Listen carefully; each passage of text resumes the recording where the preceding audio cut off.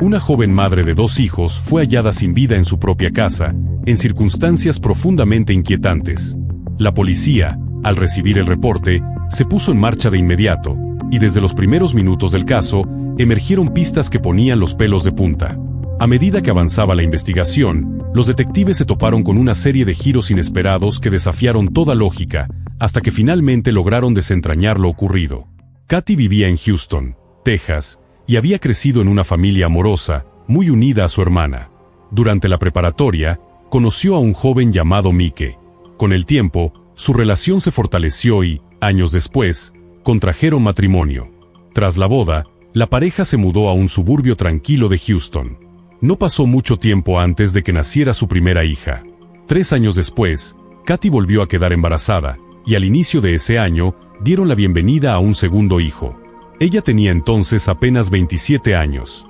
Mientras Katy se dedicaba por completo al cuidado de sus pequeños, Mike trabajaba en una pequeña empresa de rotulación propiedad del padre de Katy. Los ingresos eran suficientes, y además contaban con el apoyo de los padres de ella, lo que les permitía vivir sin grandes apuros. Katy, enfocada en ser madre de tiempo completo, pasaba los días cuidando a sus hijos con devoción y cariño. El 3 de marzo, como cualquier otro día, Katy se encontraba en casa con los niños. Mike, deseando hacer una pausa en el trabajo, intentó llamarla por teléfono. No hubo respuesta. Esto le pareció sumamente extraño, ya que era raro que Katy no estuviera disponible, especialmente porque apenas salía de casa. Alarmado, volvió a llamar varias veces más, sin éxito. Entonces decidió contactar a su vecino Tim para que verificara que todo estuviera bien. Tim se acercó a la casa y notó que el televisor estaba encendido. Golpeó la puerta con insistencia, pero nadie acudió. Empezó a sentir que algo andaba mal. Sin embargo, en lugar de llamar directamente a Mike o a la policía, optó por conducir hacia la ciudad en busca de alguna patrulla.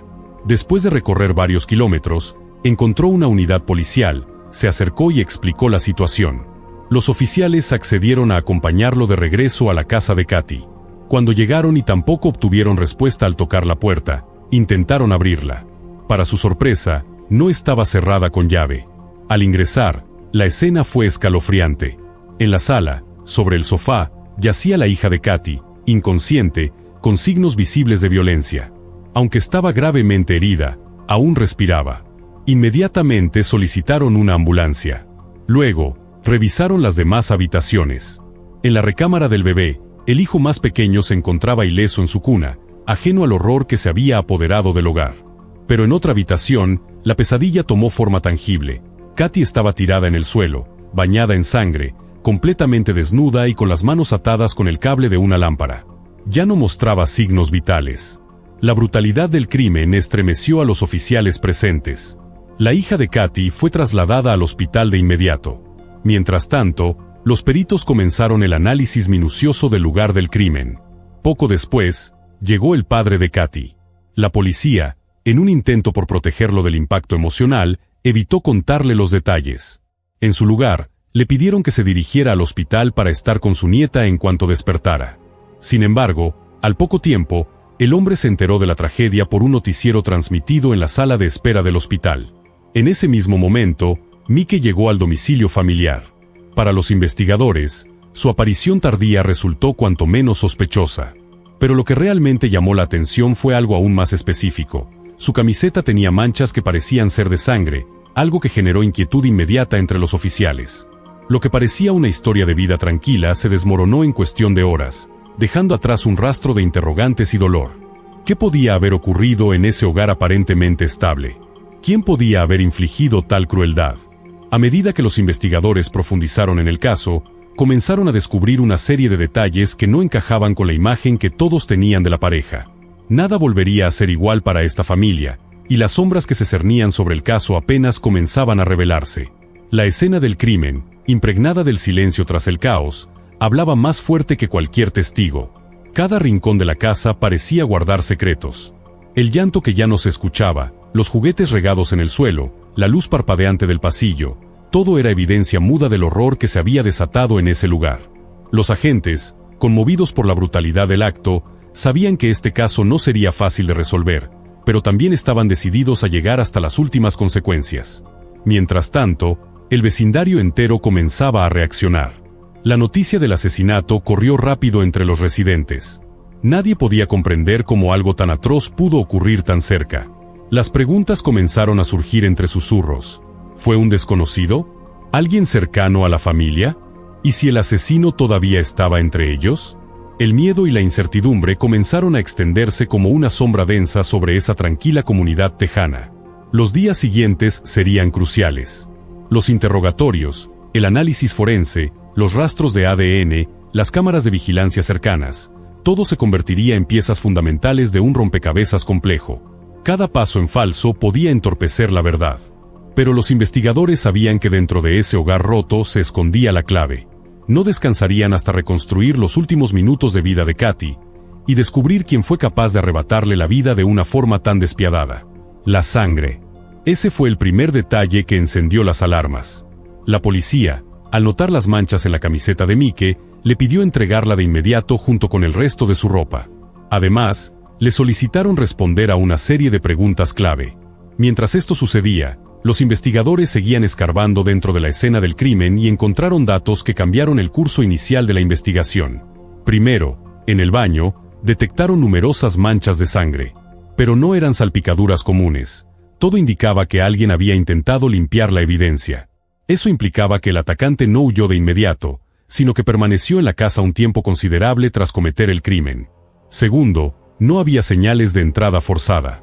Todas las ventanas y puertas, excepto la principal, que encontraron sin seguro, estaban cerradas por dentro. Este detalle reforzaba la hipótesis de que Katy conocía a su agresor, o que, por alguna razón, le abrió voluntariamente la puerta. A un lado del cuerpo de Katy, la ropa que llevaba había sido cuidadosamente doblada. No arrojada, no desgarrada. Doblada. Esta meticulosidad desconcertó a los detectives. El patrón no coincidía con el de un ataque impulsivo o improvisado. Más bien, sugería una amenaza previa. Los oficiales consideraron que el agresor pudo haberla obligado a desvestirse bajo amenaza de dañar a su hija, que estaba en la casa. Ante semejante dilema, Katy tal vez decidió cooperar con la esperanza de proteger a su pequeña. Sin embargo, al final, su esfuerzo fue en vano. La asesinaron brutalmente. Mientras todo esto se desarrollaba, los médicos luchaban por salvar la vida de la hija de Katy. El diagnóstico era estremecedor: múltiples golpes, probablemente propinados con los puños. Las heridas eran tan severas que, tras algunas horas, la menor cayó en coma. Su estado era crítico, y sus posibilidades de sobrevivir se reducían con cada minuto que pasaba. El informe forense sobre el cuerpo de Katy fue aún más revelador. Había recibido 16 puñaladas, casi todas concentradas en la región abdominal. También confirmaron lo peor: fue víctima de abuso sexual. Los peritos lograron recuperar material biológico del agresor. No obstante, en esa época, el análisis de ADN aún no era una herramienta común en las investigaciones criminales. Los expertos no lograron aislar una muestra completa. Lo único posible era intentar determinar el grupo sanguíneo del atacante. Aún así, el material fue enviado a un laboratorio con la esperanza de extraer alguna pista útil. Desde el inicio, la mirada de los detectives no se apartó de Mike. Las manchas en su camiseta, su extraño comportamiento y la serie de decisiones inusuales que tomó, lo colocaban en el centro de las sospechas. En lugar de regresar directamente a casa al no tener noticias de su esposa, prefirió pedirle al vecino que fuera a revisar por él. Esa reacción llamó la atención de los investigadores, pues no era la primera vez que veían algo así. Maridos que cometen el crimen, fabrican una coartada, como salir con amigos, y luego piden a otra persona que descubra el cuerpo, evitando así quedar como el primer testigo de la escena. Otro dato importante fue que la casa no presentaba señales de violación de cerraduras. Si Mike tenía llaves, como era de esperarse, no necesitaba forzar nada. Eso añadía peso a la teoría de que pudo haber entrado sin levantar sospechas.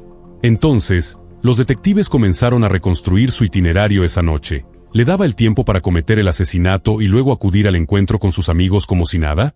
Pronto, los oficiales descubrieron una pieza más del rompecabezas. Mike tenía antecedentes penales. Después de terminar la preparatoria, fue arrestado por vender sustancias ilegales a un agente encubierto. Fue condenado a 7 años, pero solo cumplió 2 antes de salir en libertad condicional. Tiempo después, conoció a Katy y se casaron. Aunque esto no lo hacía culpable automáticamente, tampoco ayudaba a su situación. Para acusarlo formalmente, Los detectives necesitaban algo más concreto.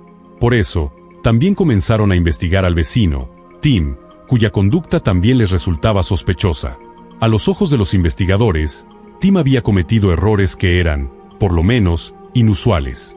Cuando no obtuvo respuesta en la casa, no llamó a la policía ni al esposo. En su lugar, condujo varios kilómetros en busca de una patrulla. Ese comportamiento, aunque podría interpretarse como torpeza o nerviosismo, también podía ser un intento deliberado de manipular la narrativa. Los oficiales no estaban dispuestos a descartar ninguna posibilidad. Sabían que, en casos de este tipo, los responsables a menudo están más cerca de lo que parece. En medio del dolor, la confusión y la rabia, la comunidad comenzó a tomar conciencia de la gravedad del crimen. Las familias del vecindario se encerraron tras sus puertas. Lo que antes era un lugar tranquilo ahora se llenaba de temor. Nadie estaba tranquilo. Todos querían respuestas. Las miradas se cruzaban con desconfianza. El monstruo que había hecho esto podría estar caminando entre ellos. La policía, por su parte, no podía permitirse perder tiempo. La vida de una niña colgaba de un hilo, y un asesino seguía suelto.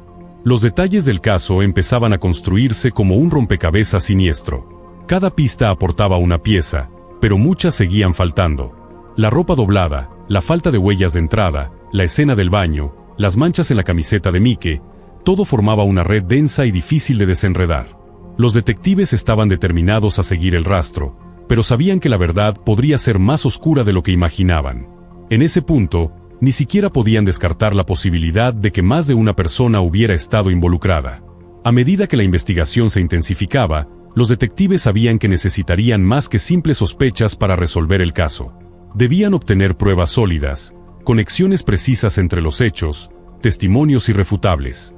Porque no solo se trataba de encontrar al asesino, sino de hacer justicia para Katy y para su hija, quien aún luchaba por su vida en una fría habitación de hospital.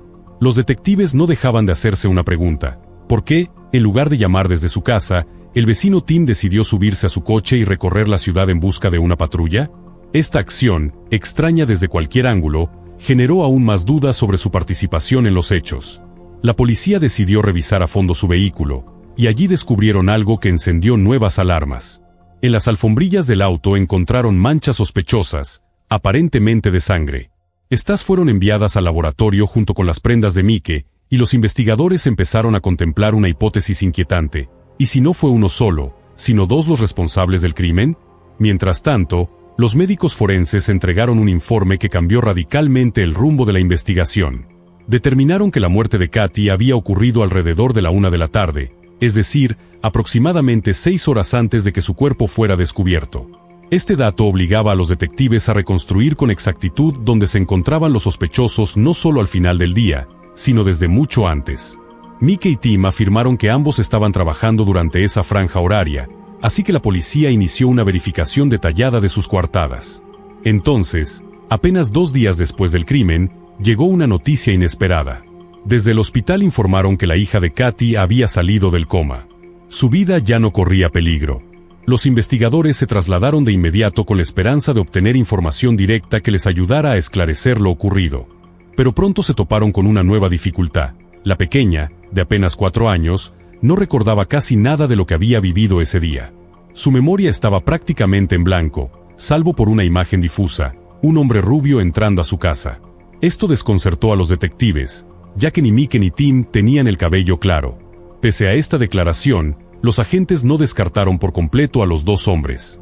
Era posible que el recuerdo de la niña estuviera alterado por el trauma que había sufrido. Consultaron con psicólogos forenses y le solicitaron trabajar con ella, con la esperanza de que, poco a poco, pudiera recuperar más detalles del rostro o la voz del agresor. Pero mientras se abría esa nueva línea de trabajo, la policía recibió otro giro inesperado desde el laboratorio. Las pruebas analizadas no arrojaron los resultados que esperaban. Las manchas halladas en el coche de Tim no eran sangre, sino simple aceite de motor. Por otro lado, las supuestas manchas de la camiseta de Mike resultaron ser solo pintura común. Como si eso no fuera suficiente, múltiples compañeros de trabajo de ambos hombres declararon bajo juramento que los vieron en sus respectivos empleos durante todo el día del asesinato, sin abandonar sus puestos. Esa información, corroborada con horarios y testigos, les otorgaba una sólida coartada. Para eliminar cualquier sombra de duda, Los detectives solicitaron que ambos accedieran a un interrogatorio con polígrafo. Tanto Mike como Tim aceptaron voluntariamente. Los resultados no indicaron ninguna señal de engaño. A ojos de la ley, ambos quedaban excluidos como responsables del crimen. Aquello dejó a los investigadores desconcertados. Todo apuntaba inicialmente a uno de ellos, pero ahora, de nuevo, estaban en punto cero. Sin un culpable claro, debían empezar desde el principio, revisando otras posibilidades, otros vínculos, otras personas que pudieran haber estado cerca de Katy ese día. Fue entonces cuando decidieron cambiar de estrategia. Se enfocaron en el entorno social y familiar de la víctima. Interrogaron a sus amigos, a sus padres, a su hermana. Preguntaron directamente, ¿quién creen ustedes que pudo haber hecho esto? Y con desconcertante frecuencia, recibieron una misma respuesta: Greg. Un nombre que no estaba en su radar hasta ese momento. Greg era el esposo de la hermana de Katy. Y según varios testimonios, Katy había mencionado en varias ocasiones su incomodidad hacia él. Sus conocidos relataron que Greg había tenido un comportamiento inapropiado con Katy. Le hacía insinuaciones, coqueteaba abiertamente, e incluso, según las propias palabras de ella, le había propuesto tener relaciones. Lo más perturbador era que, durante esas insinuaciones, Greg solía hacer comentarios sobre el cuerpo de Katy, en especial sobre su abdomen. Y como ya sabían los forenses, la mayoría de las puñaladas que recibió la víctima estaban precisamente concentradas en esa parte del cuerpo. Este nuevo ángulo en la investigación arrojó una sombra inquietante. No se trataba ya de teorías vagas ni especulaciones sin fundamento. Había un historial, había testigos indirectos, y había un patrón de comportamiento perturbador que conectaba a Greg con la víctima de manera personal e invasiva. La policía comenzaba a considerar seriamente la posibilidad de que el verdadero asesino estuviera mucho más cerca de la familia de lo que imaginaron al principio. La mención constante de Greg como un hombre insistente, provocador y obsesivo con Katy hizo que los detectives se volcaran en analizar cada detalle de su comportamiento reciente. Querían saber si había intentado acercarse a ella días antes del crimen, si había hecho comentarios, llamadas, o si había sido visto merodeando cerca de su casa. Al revisar sus movimientos, también buscaban pruebas materiales, huellas, ADN, registros telefónicos. Todo estaba ahora enfocado en este nuevo sospechoso. Aquel nombre, Greg, cambió la dirección de la investigación, no solo por lo que representaba, sino porque revelaba una realidad aún más perturbadora, que la amenaza no siempre viene de fuera. Que, en ocasiones, el peligro se esconde detrás de una sonrisa familiar, de una visita regular, de alguien que, en apariencia, solo era parte del entorno cercano. La policía ahora tenía una nueva misión: desmontar la máscara de ese hombre y descubrir si tras ella se escondía el asesino de Katy. Los investigadores pronto confirmaron un dato que parecía dar aún más fuerza a la hipótesis sobre Greg. La mayoría de las puñaladas que recibió Katy se concentraron en su abdomen, justo la parte del cuerpo que, según los testimonios, Greg mencionaba con frecuencia en sus insinuaciones inapropiadas. A medida que ahondaban más en su vida, descubrieron que Greg tenía antecedentes por delitos menores, y que, además, consumía drogas duras de forma regular. El perfil era preocupante y el comportamiento, cada vez más cuestionable. Los detectives decidieron observarlo de cerca, y no tardaron en encontrar una primera pista física. En la escena del crimen, los forenses descubrieron una huella dactilar de Greg, así como un cabello que parecía coincidir con su perfil. Sin embargo, esto representaba un dilema. Greg solía visitar con frecuencia la casa de Katy, ya que era esposo de su hermana. Así que esos rastros podían haber estado allí mucho antes del crimen. No eran concluyentes. Aún así, la familia de Katy no tenía dudas. Estaban convencidos de que él era el responsable. La madre de la víctima incluso compartió un detalle inquietante. Días después del asesinato, mientras cuidaba de su nieta en el hospital, ocurrió algo que la marcó. Durante la noche, Greg apareció en la habitación. Al verlo, la pequeña miró fijamente a su abuela con una expresión de pánico. Cuando Greg se marchó, la mujer le preguntó si ese era el hombre que había entrado en su casa el día del crimen, pero la niña, aún en shock, dijo que no recordaba nada. Este episodio, aunque no era una prueba directa, reforzaba la intuición de la abuela y la convicción de los padres de Katy sobre la culpabilidad de Greg. Los detectives citaron a Greg para un interrogatorio. Él negó cualquier implicación y aseguró que, a la hora del asesinato, estaba con un amigo. Sin embargo, ese amigo también tenía antecedentes criminales, lo que restaba credibilidad a la coartada. En medio de la entrevista, Greg interrumpió la conversación diciendo que debía bajar al estacionamiento a pagar más tiempo en el parquímetro para evitar una multa. Salió y nunca regresó. Su desaparición del interrogatorio levantó aún más sospechas. La hermana de Katy, Sally, esposa de Greg, declaró que ese día él la había dejado en el trabajo alrededor de las 10:30 de la mañana y la recogió cerca de las 2:30 de la tarde. Eso le dejaba una ventana de 4 horas, justo durante el tiempo estimado del asesinato. Pero, a pesar de todas estas señales, los detectives no contaban con pruebas materiales contundentes. No había nada que los llevara a una acusación formal. En un último intento, decidieron analizar el material seminal encontrado en el cuerpo de Katy, aunque sabían que en esa época solo era posible determinar el grupo sanguíneo del agresor. El análisis se realizó, y el resultado fue inquietante. La muestra correspondía al mismo grupo sanguíneo que el de Greg. Pero esto no era suficiente.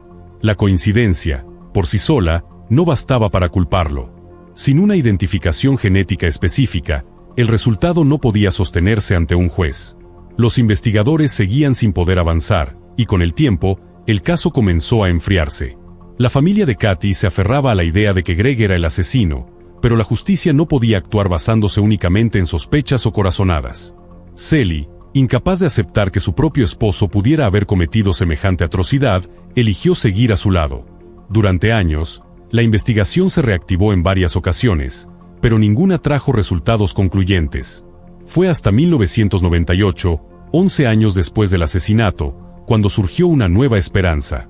Las técnicas forenses habían avanzado, y los detectives solicitaron una prueba de ADN más precisa sobre la muestra que quedaba. Aunque era poca, los expertos lograron extraer un perfil parcial del agresor. El resultado no fue concluyente, pero tampoco descartaba a Greg. Su ADN coincidía parcialmente con la muestra, colocándolo dentro del reducido 2% de la población mundial que podría ser compatible. Sin embargo, esa probabilidad no era suficiente para una acusación formal. Una coincidencia parcial no es una prueba definitiva. Los fiscales lo sabían, y los detectives también. La frustración era palpable. A pesar del esfuerzo incansable, el caso volvió a estancarse. La sombra de Greg seguía sobrevolando la memoria de Katy, pero la ley exige pruebas. Sin ellas, no hay justicia. La familia, devastada, seguía luchando por mantener viva la memoria de Katy y por no perder la esperanza de que algún día, su asesino pagaría por lo que hizo. Durante esos largos años, la falta de justicia fue una herida abierta para todos los que amaban a Katy. Su hija, que logró sobrevivir, creció con los recuerdos fragmentados de una tragedia que marcó su vida para siempre. Los padres de Katy envejecieron con el dolor de la pérdida y la impotencia. Y Sally, atrapada entre la sangre de su hermana y la lealtad hacia su esposo, vivía en una contradicción permanente, donde el amor y la sospecha convivían bajo el mismo techo. Los detectives, aunque limitados por la ciencia de su época, nunca abandonaron el caso. En sus archivos, Katy no era solo una víctima más. Era una vida truncada injustamente, una madre, una hija, una hermana. El asesinato de Katy seguía siendo un crimen sin castigo, una deuda pendiente con la verdad. Pero la historia no había terminado. Porque incluso después de tantos años, la verdad puede resurgir desde los rincones más oscuros, cuando menos se espera. Los detectives, aunque no podían arrestar formalmente a Greg con el resultado parcial del análisis de ADN, decidieron jugar su última carta. Lo citaron nuevamente a interrogatorio. Allí, le revelaron que el material genético recuperado del cuerpo de Katy coincidía con su perfil. Lo que ocurrió a continuación sorprendió incluso a los investigadores. Greg cambió por completo su versión de los hechos. Dijo que en realidad había tenido una relación sentimental secreta con Katy, y que la mañana del crimen había pasado por su casa, donde supuestamente mantuvieron relaciones sexuales de mutuo acuerdo. Según él, luego se marchó y dejó a Katy con vida. Sin embargo, los detectives no estaban dispuestos a aceptar su palabra sin más. En primer lugar, sabían que era común que los asesinos cambiaran su relato tras una coincidencia genética, alegando haber tenido una relación íntima previa para justificar su ADN en la escena del crimen. Y en segundo lugar, tenían testimonios previos de que Katy se sentía incómoda con Greg, que rechazaba constantemente sus insinuaciones y que incluso le tenía miedo. Ella había contado a su familia y amigos que evitaba estar a solas con él precisamente por esas conductas invasivas. A pesar de todas las sospechas, los investigadores eran conscientes de una dura verdad. Sin una coincidencia completa de ADN, y sin más pruebas contundentes, el caso no podría sostenerse ante un tribunal. El fiscal que revisó el expediente lo confirmó. En esas condiciones, lograr una condena sería prácticamente imposible. Así, el caso volvió a congelarse por varios años, sumiendo a la familia de Katy en una frustración silenciosa. Pero los detectives no se rendían. En 2002, decidieron reabrir la investigación y explorar nuevas posibilidades, esta vez con la ayuda de la ciencia forense más avanzada. Contactaron a la criminalista Catherine Long, quien en ese tiempo realizaba estudios experimentales relacionados con la transferencia de ADN durante episodios de estrangulamiento. Su equipo quería demostrar que, incluso tras un breve contacto, era posible dejar material genético suficiente para un análisis. En sus pruebas, los investigadores simulaban un estrangulamiento colocando sus manos sobre el cuello de un compañero y luego recolectaban muestras de ADN tanto del cuello como de las palmas.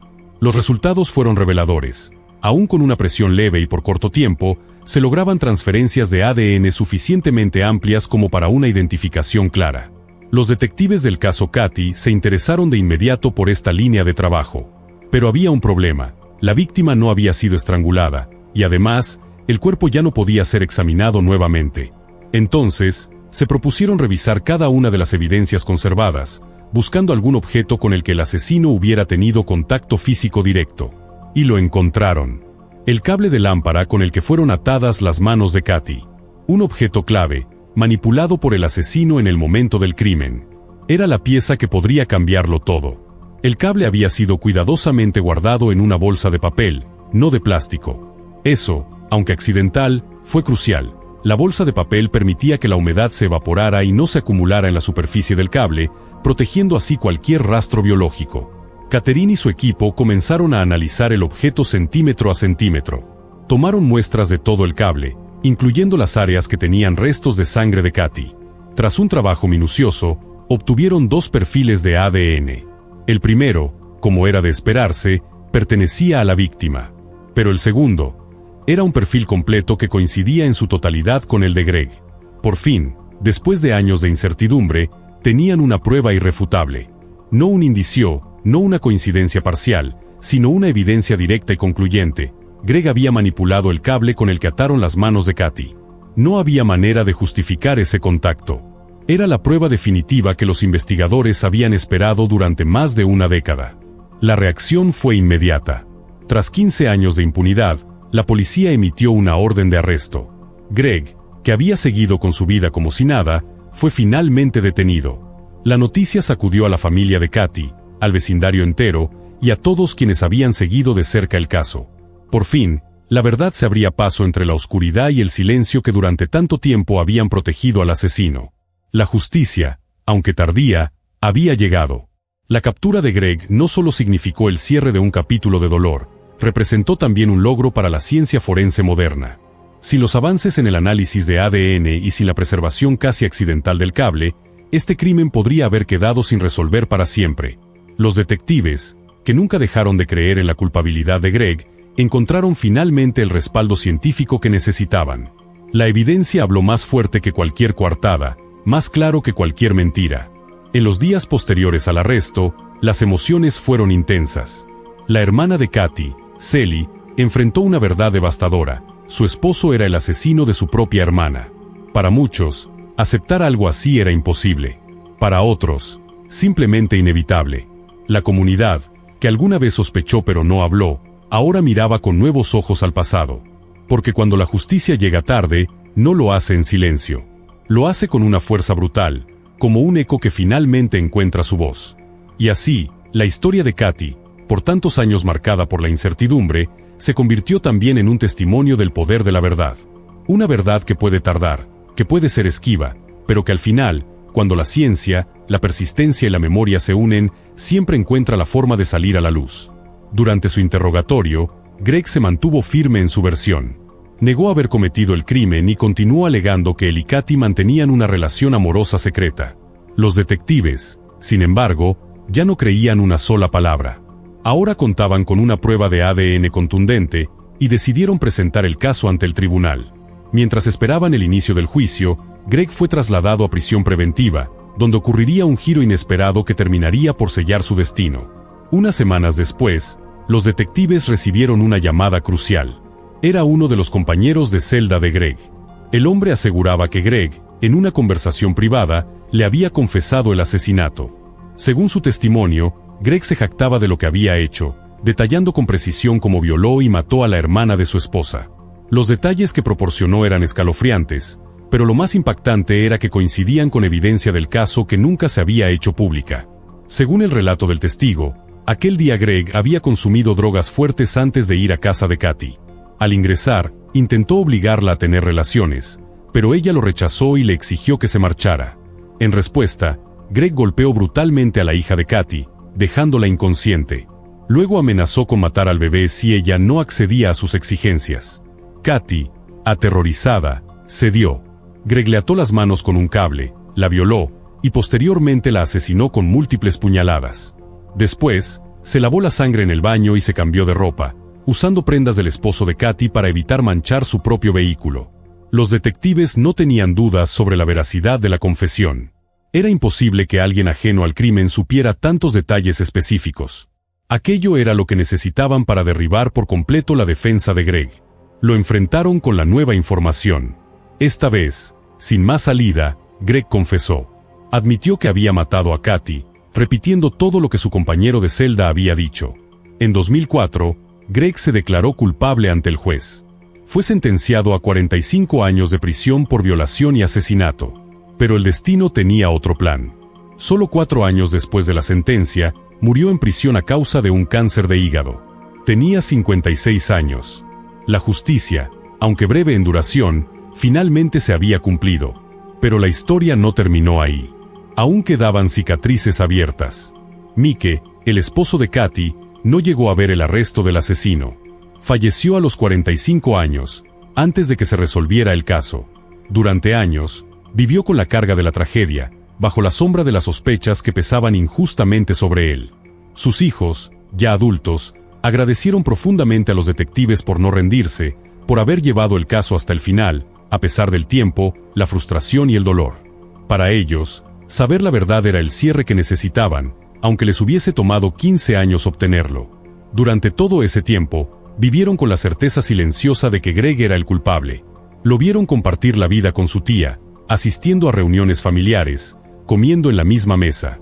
Lo vieron sonreír, caminar libre, mientras ellos lidiaban con el vacío que dejó la muerte de su madre. Y lo más doloroso fue que no podían hacer nada. No había pruebas, no había justicia, solo impotencia.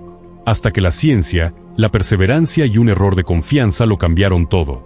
Hoy, el caso de Katy se enseña como un ejemplo de persistencia policial, de cómo los avances forenses pueden romper silencios largos y oscuros. La historia de su familia quedó marcada para siempre por el horror, pero también por la lucha incansable por la verdad. Porque hay crímenes que no prescriben en el corazón, y preguntas que solo el tiempo, con ayuda de la justicia, puede responder. Una joven madre desaparece sin dejar rastro. Su partida no solo deja un vacío, sino un enigma cada vez más complejo. Cada pista que encuentra la policía, en lugar de aclarar el panorama, solo añade más misterio. Pero con el paso del tiempo, la investigación revela una verdad perturbadora. Una verdad oscura que nadie vio venir. Ashley nació el 14 de noviembre de 1991 en Warren, un pequeño pueblo del estado de Pensilvania. Creció rodeada de una gran familia, siempre acompañada por sus hermanos. Desde muy pequeña mostró una profunda pasión por lo creativo. Amaba cantar, escribir poesía, y tenía un marcado interés por la moda. Además, sentía una conexión especial con la naturaleza y soñaba con recorrer el mundo. Con el tiempo, logró visitar casi todos los estados del país, y también llegó a conocer Canadá y México. Después de terminar la preparatoria, Ashley se mudó a Nueva York para estudiar artes liberales. Más adelante se transfirió a la Universidad Estatal de Luisiana, en la ciudad de Shreveport. Fue allí donde conoció a un joven llamado Adam. Pronto comenzaron una relación. Durante los siguientes años, Ashley se mantuvo concentrada en sus estudios, hasta que un hecho cambió su vida por completo. Sufrió un accidente automovilístico muy grave. La recuperación fue larga y dolorosa. Aunque con mucho esfuerzo logró volver a su rutina, el golpe financiero fue devastador. Las facturas médicas se acumularon, y ahogada por las deudas, se vio obligada a abandonar la universidad para empezar a trabajar de tiempo completo. En ese mismo periodo, su relación con Adam comenzó a deteriorarse. Eventualmente, decidieron separarse. Pero el destino tenía otra sorpresa preparada. Poco después de la ruptura, Ashley descubrió que estaba embarazada. A pesar de todo lo que había vivido, se sintió inmensamente feliz. Esperaba con ansias convertirse en madre. Convencida de que su hija merecía crecer en un hogar con ambos padres, Ashley y Adam acordaron criarla juntos, aunque ya no fueran pareja. Para entonces, Adam se había mudado a Boulder, Colorado, para estudiar artes culinarias y convertirse en chef. Ashley decidió seguirlo, con la esperanza de construir una vida estable para su hija. Juntos rentaron un departamento en un pequeño complejo residencial. Allí, finalmente, nació la pequeña Winter Daisy. Aunque ya no estaban en una relación amorosa, ambos padres se dedicaron por completo a su hija, compartiendo responsabilidades y dándole todo su amor. Meses después del nacimiento, Ashley consiguió empleo como asistente educativa en una guardería. Más adelante, se unió a una organización dedicada a preparar a niños de bajos recursos para el inicio escolar. El trabajo era exigente, pero Ashley tenía un talento natural para tratar con niños. Se ganaba su cariño desde el primer día. Así transcurrió el tiempo, hasta llegar a febrero de 2017. Ashley tenía 25 años. Criaba a su hija de 1 año y trabajaba con dedicación. Pero el 13 de febrero, algo alarmante ocurrió: no se presentó a trabajar. Sus compañeras lo notaron de inmediato. Intentaron llamarla, le enviaron mensajes, pero no obtuvieron respuesta. Al día siguiente, al ver que seguía sin presentarse, una de sus colegas tomó la decisión de contactar a la policía. Les pidió que fueran a revisar su apartamento, para asegurarse de que Ashley y su hija estuvieran bien. La policía local respondió de inmediato. Al llegar al complejo de departamentos, algo llamó su atención. Las luces exteriores estaban encendidas, a plena luz del día. La puerta de entrada no estaba cerrada con llave. Los agentes ingresaron al lugar, y no encontraron ni rastro de Ashley, ni de su hija, ni de Adam. A medida que exploraban el interior, los indicios de que algo estaba mal comenzaban a multiplicarse. La cartera de Ashley, su licencia de conducir y su celular seguían allí. Sin embargo, su automóvil no estaba en el estacionamiento, algo que no tenía sentido. Pero lo más inquietante estaba en la cocina, una comida a medio preparar en el horno. Parecía que alguien había comenzado a cocinar, pero por alguna razón, jamás terminó. Y jamás regresó. Alarmados, los oficiales contactaron a la madre de Ashley. Ella confirmó sus peores temores. No había hablado con su hija en varios días. Tampoco sabía dónde podría estar. Le pareció extraño que Ashley hubiera dejado atrás a su gato, ya que siempre lo llevaba consigo, sin importar a dónde fuera. Desesperada, la madre empezó a comunicarse con amigos y familiares, con la esperanza de que alguien hubiera tenido noticias de Ashley. Pero nadie la había visto ni oído en días. Mientras tanto, la policía intentó localizar a Adam, pero él tampoco respondía. Al rastrear su teléfono, se toparon con otro dato alarmante: estaba apagado. Los investigadores entregaron el celular de Ashley a un equipo forense. Rápidamente, se descubrieron datos relevantes. El último registro de uso del teléfono fue el 12 de febrero, 2 días antes de que su desaparición fuera reportada. Ese día, Ashley estaba de descanso. Salió a hacer algunos mandados con su hija. Visitó varias tiendas, eligió un vestido nuevo, tomó algunas fotos y luego regresó a casa. Gracias a los testimonios de sus vecinos, los detectives reconstruyeron parte de lo que sucedió esa noche. Uno de ellos la vio sacar la basura alrededor de las 6 de la tarde. Poco antes de las 9 de la noche, otro vecino escuchó un fuerte golpe proveniente del departamento de Ashley. Un sonido seco, denso, como si algo, o alguien, hubiera caído al suelo. Casa con una urgencia que no coincidía con la explicación que acababa de dar. Aquella escena quedó grabada en la memoria de su hermana. No podía dejar de pensar que algo estaba muy mal. El testimonio de la joven levantó aún más sospechas entre los investigadores. La descripción de Adam, nervioso, alterado, limpiando a toda prisa y evitando cualquier contacto prolongado, sugería que algo más había ocurrido dentro de esa casa. Volviendo al momento de la desaparición, los detectives retomaron un detalle clave. Una vecina había oído un ruido fuerte, como si alguien hubiera caído por las escaleras. Después de ese estruendo, reinó un silencio total. Ese fue, precisamente, el momento en que Ashley dejó de usar su teléfono. Todo coincidía demasiado bien. Fue entonces cuando los investigadores empezaron a pensar que, quizás, Ashley había sido atacada esa misma noche.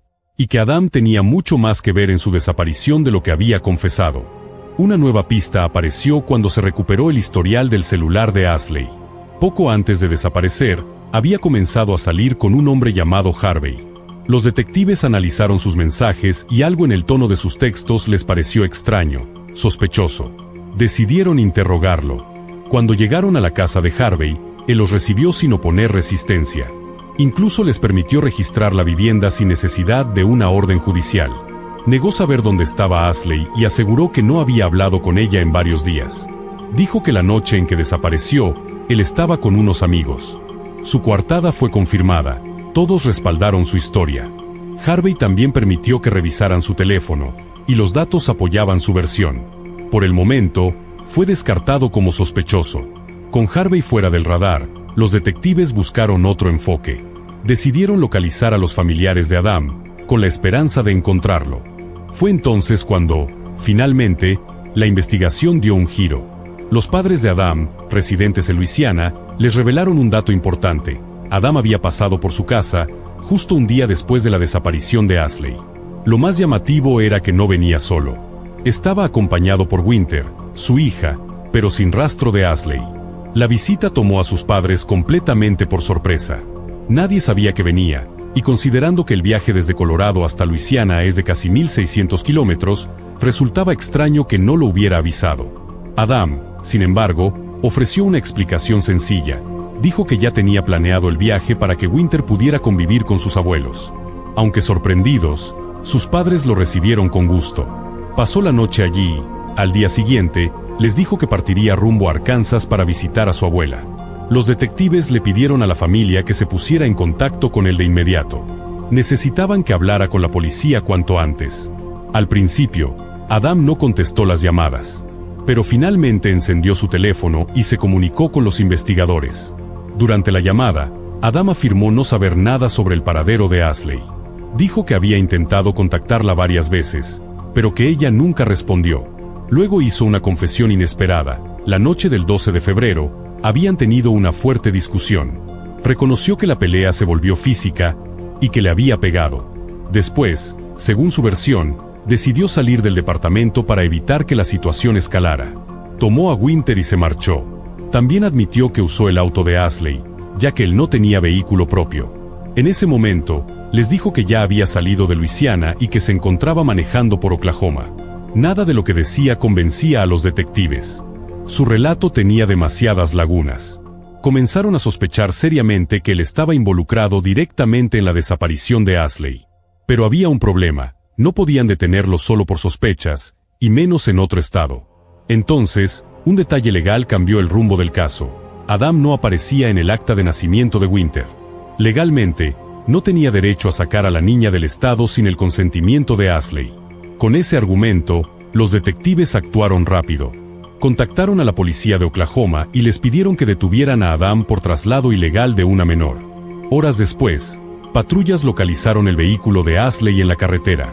Adam fue arrestado de inmediato. Por suerte, Winter estaba sana y salva. Mientras Adam era trasladado para ser interrogado, los peritos comenzaron a inspeccionar el automóvil. Lo que encontraron fue inquietante. Debajo de uno de los asientos traseros, hallaron rastros de sangre. Al analizarla, los resultados fueron contundentes. Pertenecía a Ashley. Era la primera evidencia física que sugería que Ashley tal vez ya no estaba con vida. Y justo cuando parecía que el caso había alcanzado un punto crítico, una nueva llamada reavivó la investigación.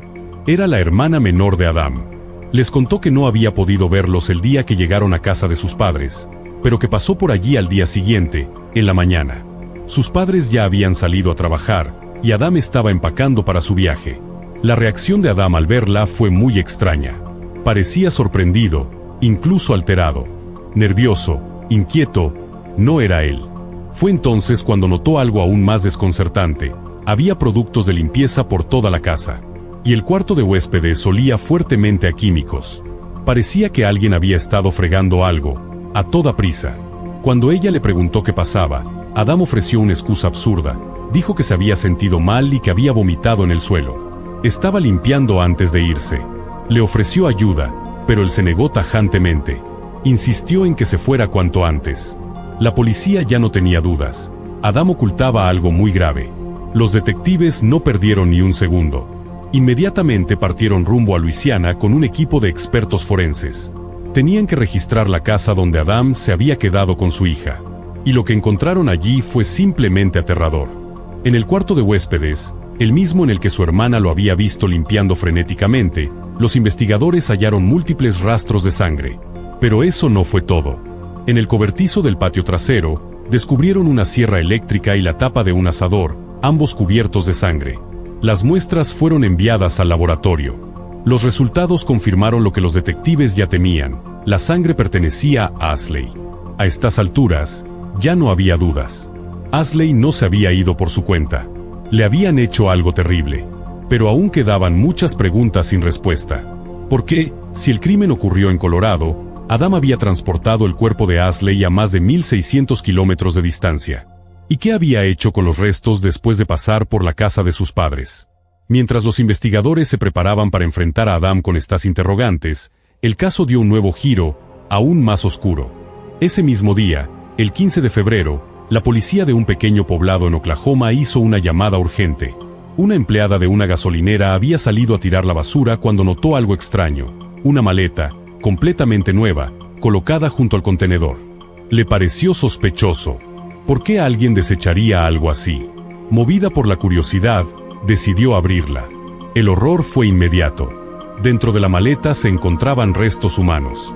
La policía llegó de inmediato y confirmó lo que nadie quería escuchar: en su interior había un torso humano. El cuerpo fue enviado a un laboratorio para análisis genético. Al principio, los investigadores no sabían quién era la víctima. Pero con la reciente noticia de la desaparición de Ashley, las autoridades de Oklahoma se pusieron en contacto con los detectives que llevaban su caso. Compararon el ADN del torso con una muestra de Ashley y obtuvieron un resultado positivo. La víctima era ella. A partir de ahí, los detectives solicitaron las grabaciones de las cámaras de seguridad de la gasolinera. En particular, querían revisar las imágenes del área de los contenedores. Lo que encontraron no dejó lugar a dudas. Las cámaras captaron claramente el automóvil de Ashley acercándose. Luego, Adam bajó del vehículo, cargando la misma maleta que fue hallada más tarde junto al basurero. La dejó ahí y se marchó, como si nada. Con esa evidencia, los investigadores finalmente pudieron reconstruir el escalofriante recorrido de Adam, pieza por pieza. Según la cronología establecida, Adam habría matado a Ashley la noche del 12 de febrero, durante la discusión que él mismo admitió. Después, elaboró un plan: visitar a sus familiares sería la coartada perfecta. Un viaje que también le permitiría deshacerse del cuerpo, en distintos puntos del trayecto, cruzando varios estados. Así, pensaba, sería mucho más difícil que la policía pudiera seguirle la pista. El hallazgo de sangre en casa de sus padres les dio otro indicio fundamental: Adam habría transportado el cuerpo hasta allí. Luego, aprovechando que sus padres se habían ido a trabajar, utilizó la sierra eléctrica para desmembrar los restos. Después, simplemente, se fue, dejando un rastro de muerte en el camino. Esa revelación dejó claro algo espeluznante: Adam pudo haber dejado partes del cuerpo de Ashley en cualquier punto de su viaje, una distancia que abarca cientos de kilómetros. La búsqueda se volvió casi imposible. Pero los detectives no estaban dispuestos a rendirse. Con precisión meticulosa, reconstruyeron el trayecto de Adam, desde la casa en Luisiana hasta el lugar donde fue detenido. Su objetivo era claro: encontrar más cámaras de vigilancia que pudieran mostrar otros momentos en que él se deshizo de los restos. Y lo lograron. Una grabación de otra gasolinera, esta vez en Morlón, Arkansas, mostraba a Adam arrojando algo en un contenedor. Pero había un problema grave. Para cuando los investigadores dieron con esa grabación, el contenido del contenedor ya había sido trasladado a un vertedero. Aún así, no se dieron por vencidos. Organizaron una operación de búsqueda masiva. Más de 40 personas participaron en la revisión del vertedero. Escarbaron durante horas entre toneladas de desechos. Pero no encontraron nada. Aunque las pruebas en su contra eran abrumadoras, la falta de un cuerpo completo representaba un obstáculo legal. Sin un cadáver íntegro, los forenses no podían determinar con certeza la causa exacta de la muerte. El torso hallado presentaba cortes y laceraciones, heridas que, según el análisis, fueron infligidas mientras Ashley aún estaba viva. Todo apuntaba a que había luchado por su vida. Adam, por su parte, se aferraba a su versión. Negó haberla matado. Sostenía que, tras la pelea, simplemente se había ido con Winter, y que Ashley estaba con vida la última vez que la vio. Pero los detectives ya no necesitaban su confesión. Tenían pruebas físicas, testimonios, imágenes en video y rastros de sangre. Todo apuntaba a una misma persona. Adam fue arrestado y acusado formalmente de asesinato. Mientras los fiscales preparaban el caso, se topaban con otra pieza de evidencia condenatoria, el diario personal de Adam. En sus páginas, escribió sobre sus deseos de matar a Ashley mucho antes de que sucediera. Sus palabras reflejaban un resentimiento profundo. Sentía que ella solo estaba con él por su hija, Winter. Y, en parte, tenía razón. Ashley vivía con Adam únicamente por el bienestar de su hija. Pero eso era algo que ambos habían acordado desde un principio. Aún así, Adam quería más. Quería algo que Ashley no estaba dispuesta a darle. Adam no solo escribía sobre su frustración y su rabia, también dedicaba largas páginas a expresar el amor profundo que sentía por su hija. Hablaba del miedo, casi paralizante, de que Ashley pudiera quitársela. Para los fiscales, ese miedo fue el detonante final. Afirmaron que Adam no pudo soportar la idea de perderla para siempre, especialmente cuando se enteró de que Ashley había comenzado a salir con alguien más. Aunque su relación había terminado hacía casi 2 años, Adam no lo había superado. Y lo que más temía era quedar fuera de la vida de su hija. Esa, dijeron, fue la chispa que encendió el incendio. Movido por los celos, por la sensación de abandono y por el pánico de quedarse solo, tomó la decisión de asesinar a Ashley. Luego, en un intento desesperado por cubrir sus huellas, intentó simular que ella simplemente había desaparecido. Después del crimen, incluso llegó a llamarla y enviarle mensajes, fingiendo preocupación. Quería que todo pareciera una desaparición misteriosa, no un asesinato. Antes de que iniciara el juicio, salieron a la luz detalles sobre la salud mental de Adam. Había sido diagnosticado con trastorno bipolar y trastorno de estrés postraumático, producto de su tiempo en el ejército. Pero eso no cambió el veredicto. El jurado no tuvo dudas. En abril de 2018, por unanimidad, lo declararon culpable de asesinato. Fue sentenciado a cadena perpetua más 12 años adicionales. Más tarde, Adam intentó apelar el fallo. Su solicitud fue rechazada. Hoy, continúa tras las rejas. Y lo más doloroso de todo, sigue sin revelar qué hizo con el resto del cuerpo de Ashley. Hay un último detalle que no puede dejarse de lado. Después del arresto de Adam, la pequeña Winter fue puesta bajo custodia del Estado.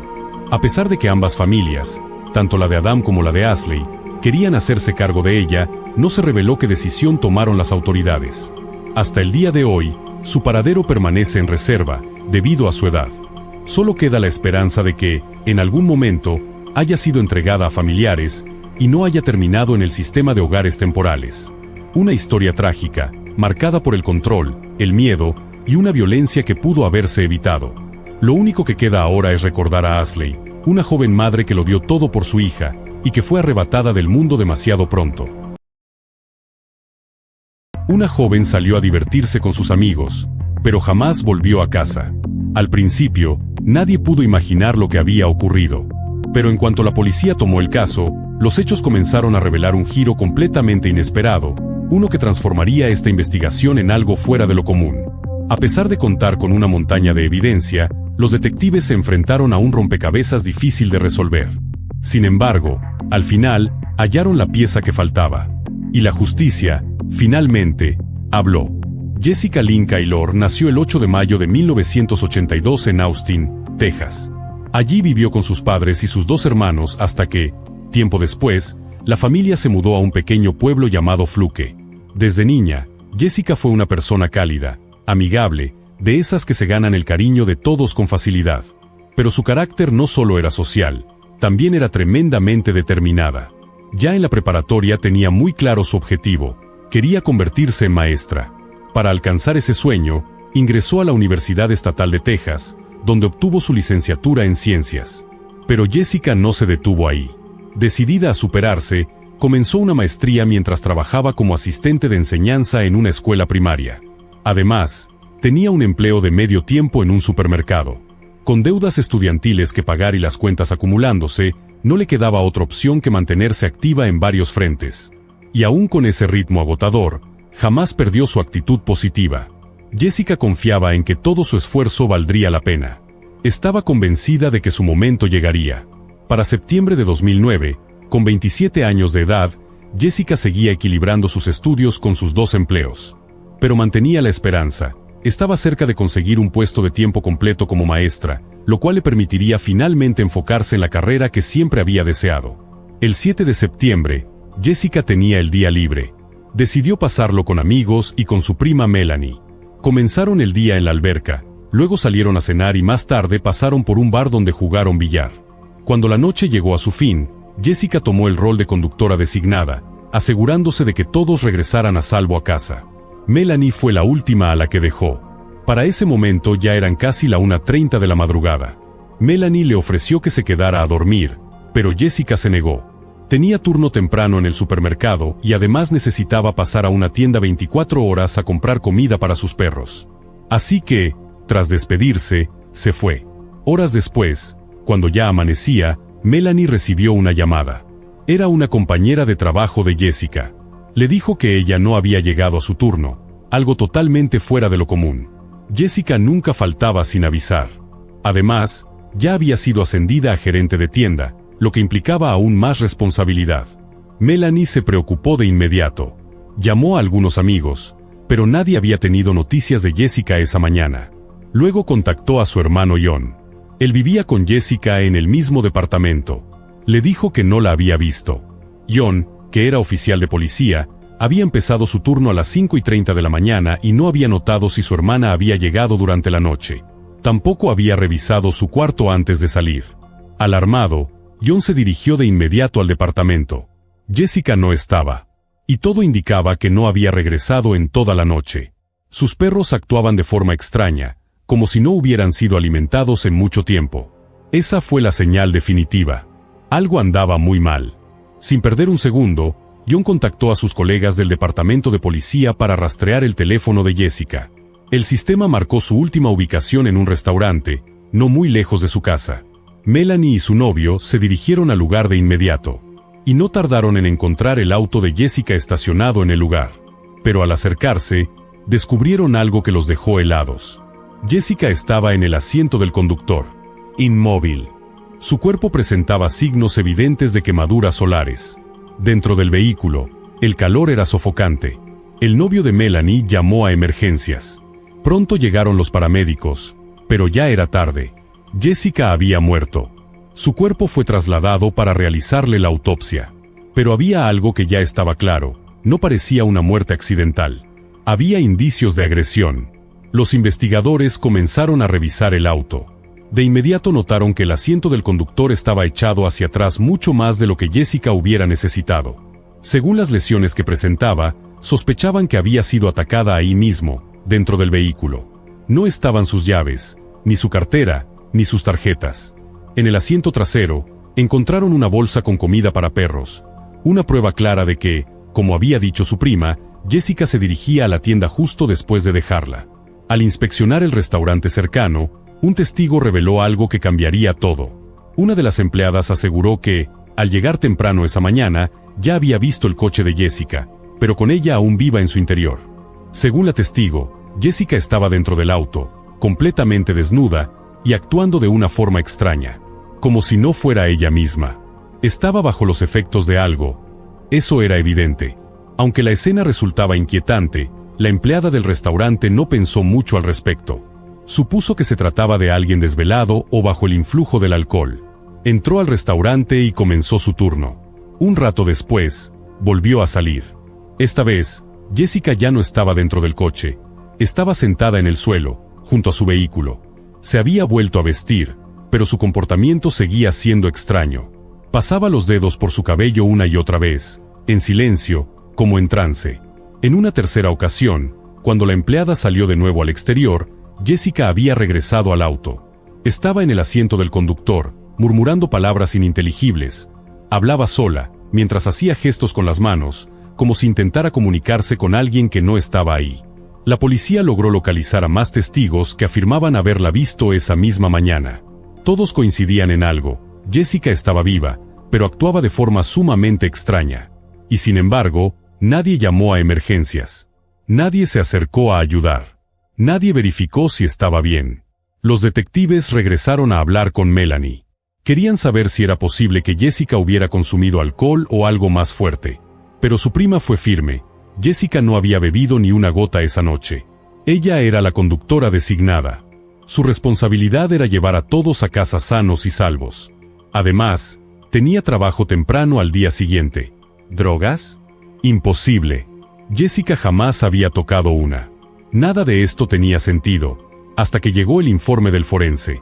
El cuerpo de Jessica mostraba signos claros de estrangulamiento.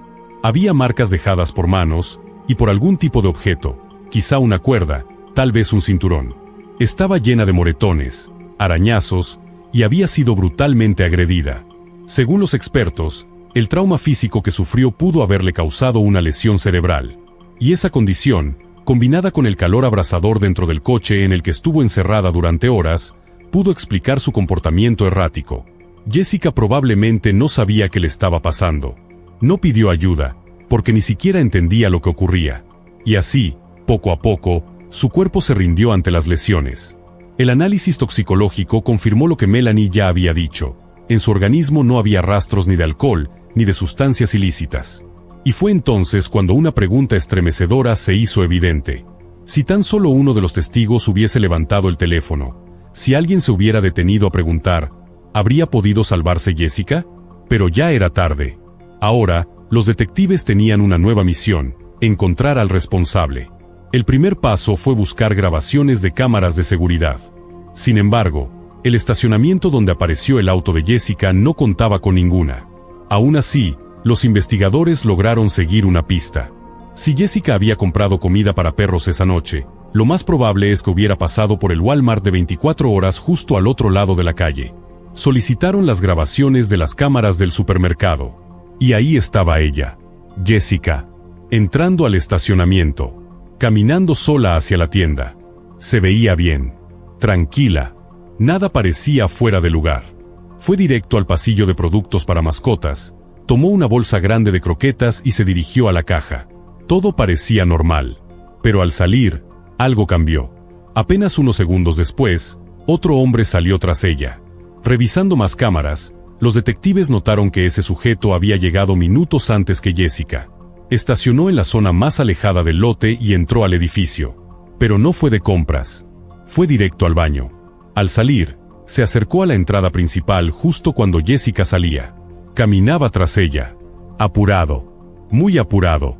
Pero hubo un obstáculo. El auto de Jessica estaba estacionado justo detrás de un árbol grande que bloqueaba por completo la vista de las cámaras. Sin embargo, lo que vino después fue revelador. El hombre caminó hacia el coche de Jessica, desapareció detrás del árbol. 2 minutos más tarde, el auto arrancó. Otra cámara, colocada frente al restaurante donde se hallaría el cuerpo al día siguiente, captó el vehículo llegando. Se estacionó. Momentos después, alguien descendió del auto. Esa persona cruzó el estacionamiento, volvió al área del Walmart, y se subió al mismo vehículo en el que había llegado el sospechoso unos minutos antes. Los detectives estaban casi seguros de que esa persona había participado directamente en el crimen de Jessica. Pero había un problema. La calidad del video era tan baja que no podían identificar ni al hombre, ni al vehículo. Aún así, no se dieron por vencidos. Recordaron que las tarjetas de crédito de Jessica habían desaparecido. Así que revisaron sus estados de cuenta. Y fue entonces cuando lo encontraron. Una de las tarjetas había sido usada en una gasolinera, apenas 20 minutos después de que su auto fuera abandonado. Pidieron las grabaciones de ese lugar. Y ahí estaba.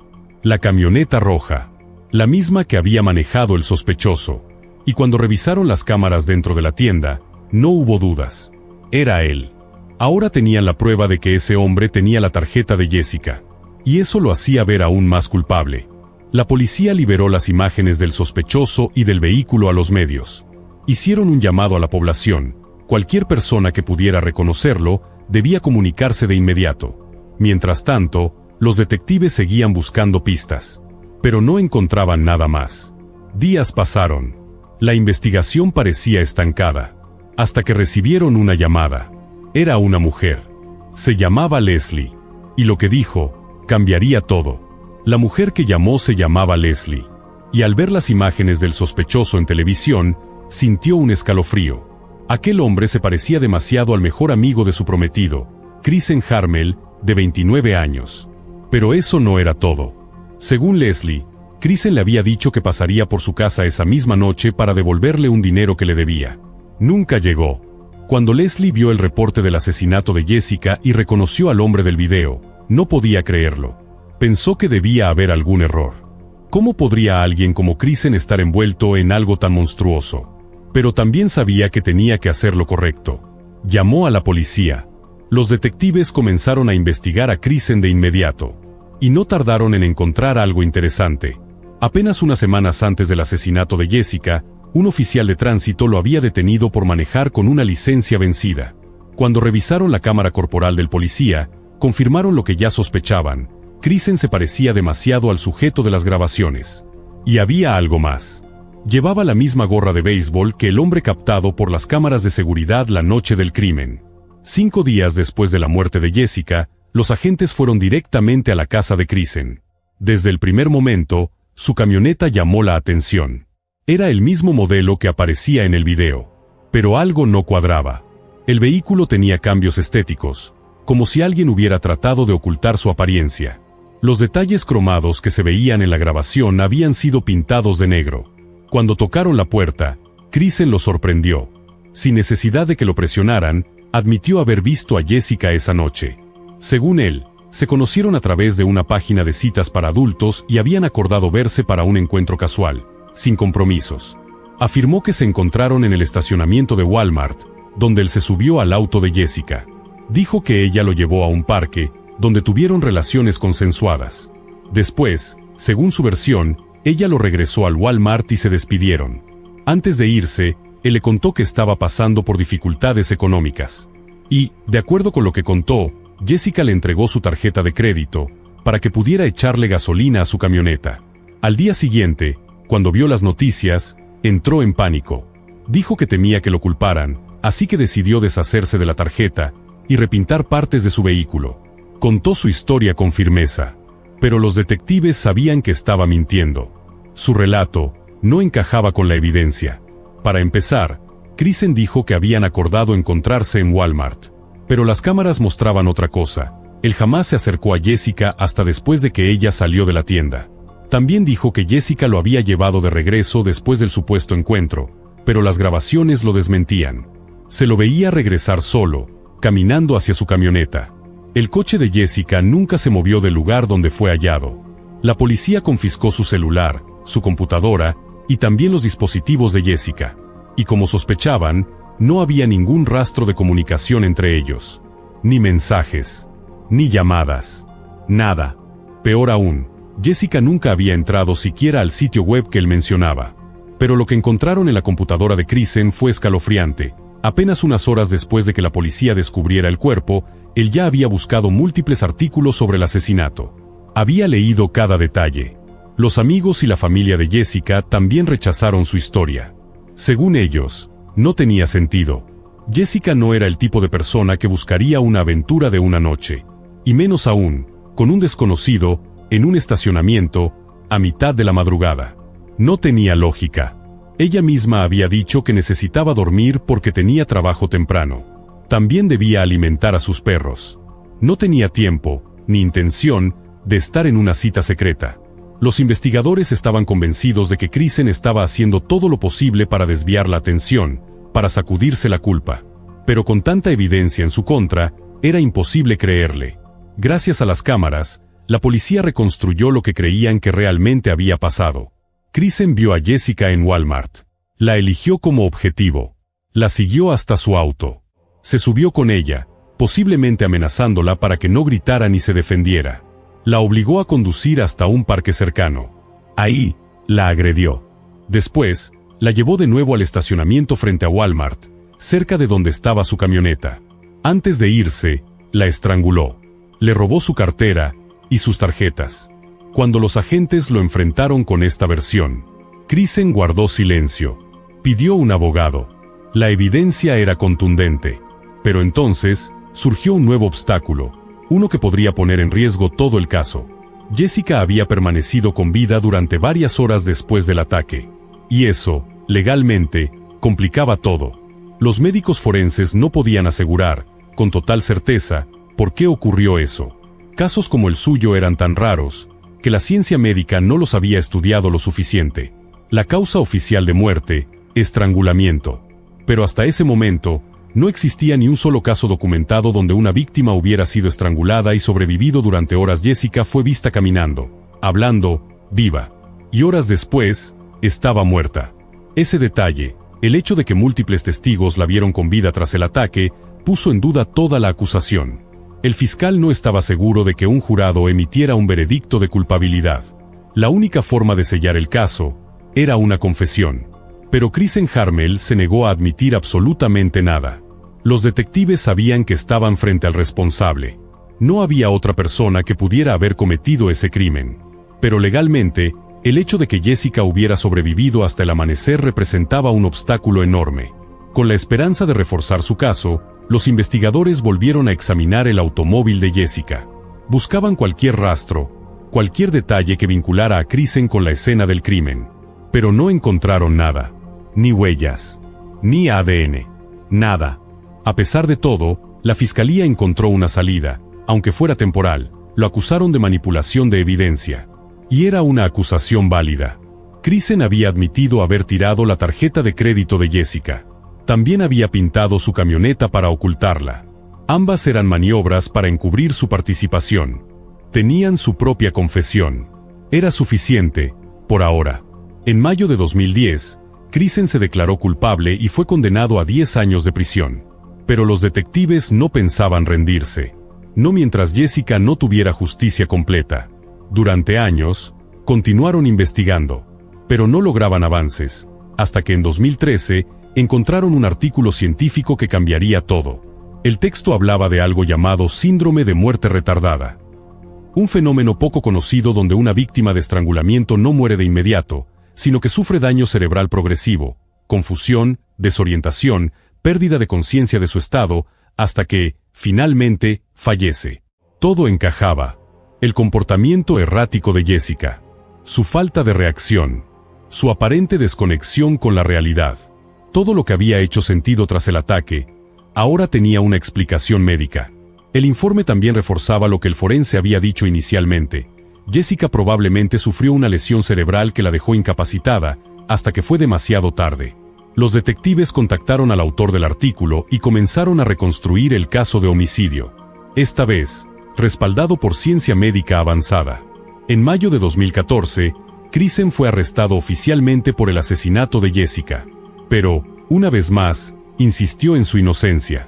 Durante el juicio, su defensa se centró en un punto clave. No había ADN que lo vinculara al crimen.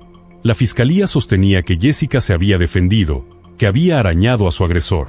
Entonces, ¿por qué no había rastros genéticos bajo sus uñas? La respuesta era aterradora pero lógica. Jessica había estado encerrada en su coche durante horas bajo un calor extremo. A esas temperaturas, el ADN se degrada rápidamente. Para cuando revisaron su cuerpo, ya no quedaba nada útil.